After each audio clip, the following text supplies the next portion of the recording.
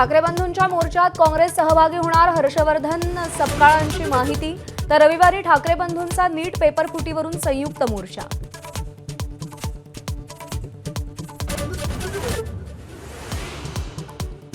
Cockroach जनता party आणि सरकारची थोड्याच वेळात चर्चा। दिल्लीतील कॉन्स्टिट्यूशनमध्ये जेपी नड्डा आणि जितेंद्र सिंग यांच्यासोबत बैठक। सीजेपीच्या मागण्यांवर तोडगा निघणार का, याकडे लक्ष।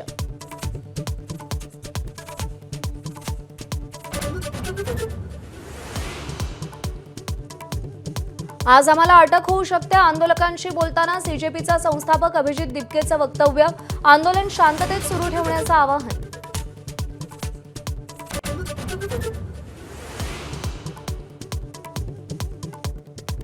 26 दिवसानंतर सोनम वांगचुक यांचं उपोषण अखेर मागे। मंत्री जेपी नड्डा आणि जितेंद्र सिंग यांच्यासोबतच्या चर्चेनंतर निर्णय।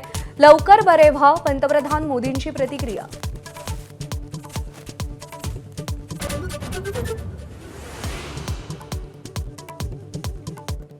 सोनम वांगचुक यांनी उपोषण मागे घेतल्यानंतर सीजेपीकडून आनंद व्यक्त। मात्र शिक्षण मंत्र्यांच्या राजीनाम्यापर्यंत आंदोलन सुरूच राहणार, अभिजित दिपकेंची घोषणा।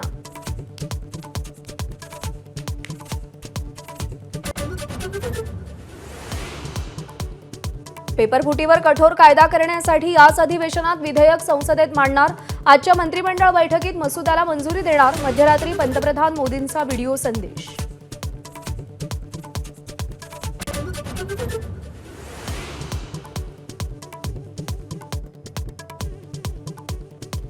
सरकार विद्यार्थ्यांशी क्रूरपणे शत्रू असल्यासारखं वागतंय। सोनिया गांधींचा लेखातून हल्लाबोल।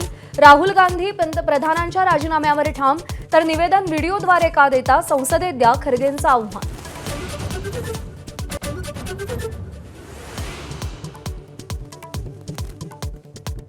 नाशिकमध्ये रात्रभर पावसाची संततधार। गोदावरी नदीनं धोक्याची पातळी ओलांडली।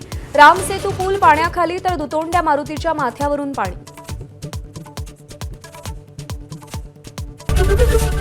एबीपी माझा, उघडा डोळे बघा नीट।